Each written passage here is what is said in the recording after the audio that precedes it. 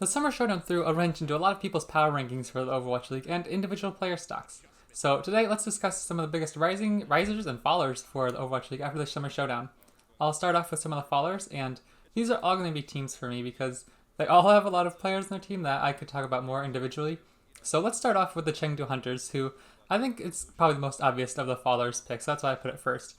These guys have not looked good the past few weeks, and this past weekend kind of just reinforced it. Obviously, it's not like they had the easiest matchup in the world, but they've struggled to look anywhere near competitive these past few weeks. And just putting it on the Summer Showdown just kind of reinforces our view of how far behind these guys are falling. I'm sure, we all love the Chengdu Hunters, but they really haven't looked good. And so going forward, they need to change some things up. None of their players seem to be stepping up. And, we had players like last year, like Jinmu and Leave, who would all have their bright spots at times. And we liked seeing Among play the Hammond. But this current team, it just looks like they're falling way too far behind. And no one's really having enough step-up performances to really make their matches worth watching hardly. Obviously, I think they can change it around. They've shown flashes before, but it's going to be tough, especially in a competitive APAC conference where really the worst teams in the league are pretty strong. Next up, we have the New York Excelsior, and these guys are, this is breaking my heart. I like New York Excelsior, but man, they've struggled, haven't they? Like, this is another team that's not quite as extreme, but almost to the same level of the Gladiators, where they were performing well and, kind of like how we expected, but then they just keep slowly getting worse and worse as it goes on. And, everyone was talking about how they competed with the Charge just a few weeks ago. But, 2 weeks later, it's like they've just failed to adapt.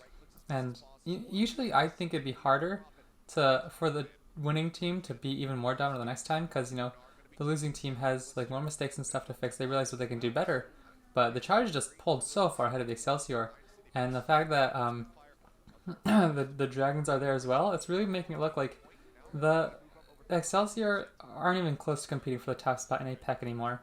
And, now it's even a question of coming down to third, fourth place any week. Are they going to be able to convincingly beat teams like the Dynasty, even though the Dynasty haven't been great either? It's worrying. They obviously were able to take down the Spark, which is good for them because they were beaten by the Spark a while ago. But this team, and it's crazy to think that this team could be falling so far behind because of the flexibility and the depth on their roster. Nene and Hoxall were the main DPS in this matchup against the Charge, but then you have people like Sabiel be on the bench. You have Who Are You, and with Who Are You, when is he going to come in the league? Because we've seen him a little bit this season. He hasn't looked great.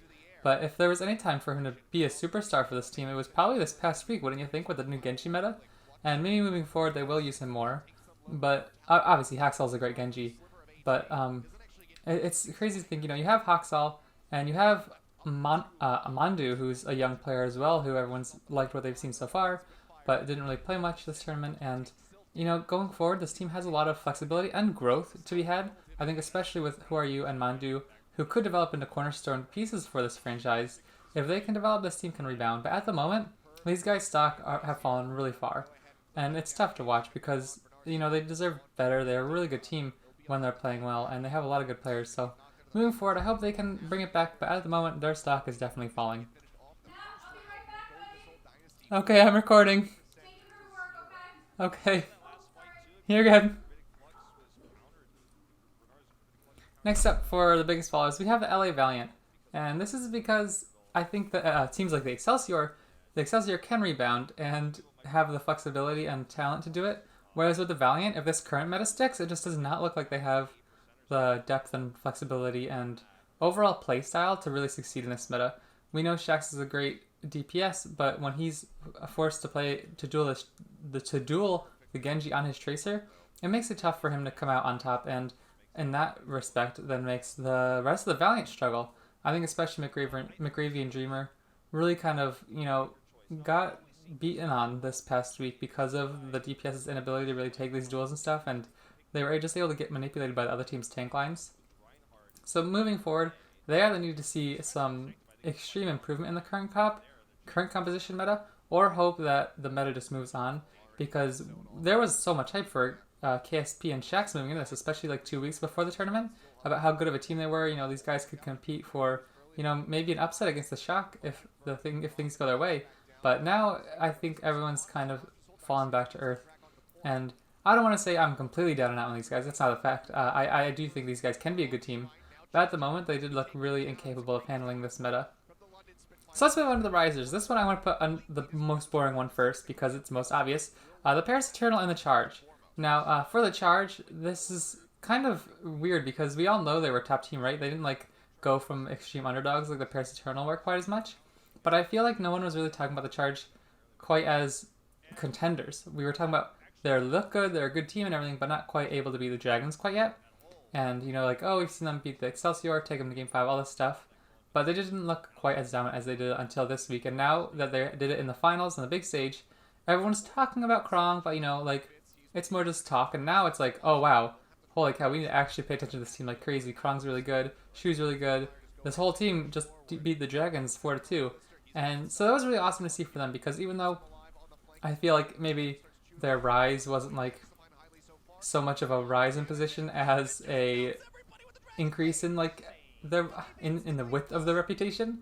You know what I mean? Like kind of just like everyone acknowledged the Charge was good before this, but didn't really recognize them as like really great and wasn't talking about them enough. So this really gave them the credit they deserve and the reputation for being, you know, possibly the best team in APAC.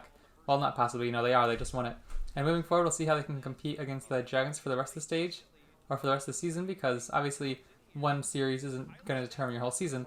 But either way, it is awesome to see, and there are, you know, the Eternal are new faces, the Charge are the new faces of the conference, and it's exciting to see the teams compete instead of it just being the Shock and Dragon walking over everybody. For Paris Eternal, that there are so many rises in this team.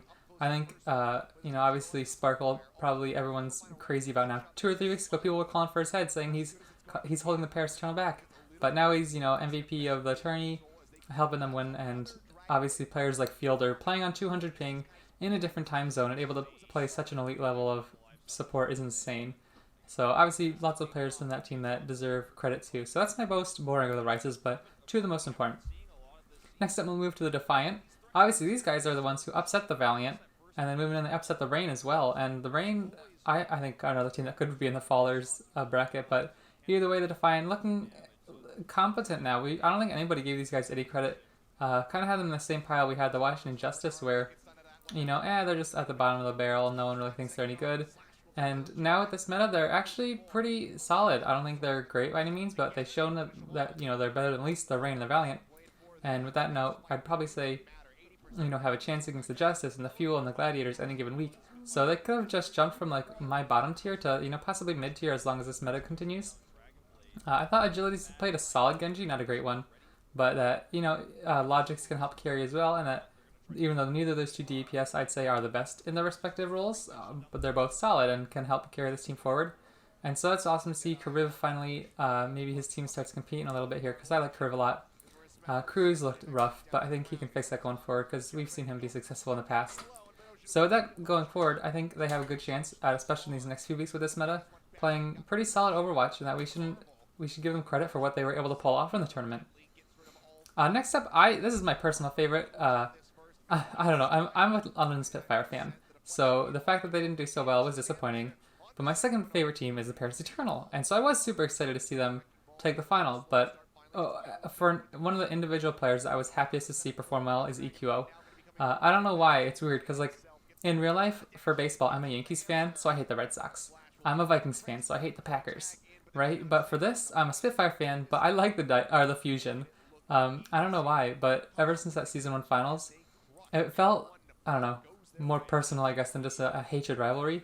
I liked seeing them both in the finals, and ever since that matchup, the Fusion have been one of my like next favorite teams behind the Spitfire and the Eternal and the Shock and the Excelsior. Anyways, I have a ton of favorite teams, but anyways, I like the Fusion, and EQO has been one of my favorite players in the Fusion ever since Season 1, and so I've been really sad to see him on the bench for so long.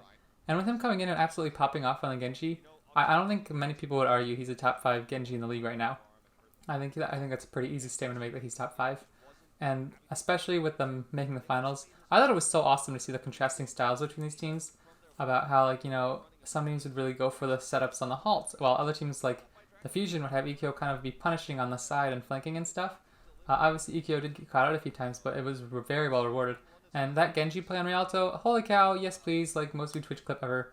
Or YouTube clip, I guess. Give me more of that action. I loved seeing EQ on the Genji. And moving forward, I really do think they need to give EQ more of a chance on some of the other heroes over Hisu. And going forward for a while, the Genji meta is still viable. Why not keep him in? I think Carpe and Ikyo is an extremely dangerous duo.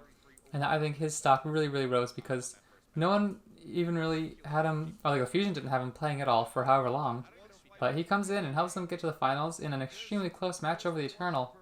Or, I guess getting beaten by the Eternal. But either way, I thought he played great Genji. And I've seen a lot more talk about him now. And I'm so excited to see him back. I think he deserves it. I'm pretty sure, from what I've heard, he's very vocal and talks in the comms a lot and is very vital for the shot calling. And so that's another great bonus. But he just seems like a cool guy. I like him as a player. I hope going forward he gets to play more. So everybody, I've been Emrat. Let me know who your biggest rises and fallers are of the tournament. Obviously, there are way more people who could have been mentioned, but I thought these were all definitely deserving of a mention. So thank you so much for watching. I've been Emrat, and I'll see you next time.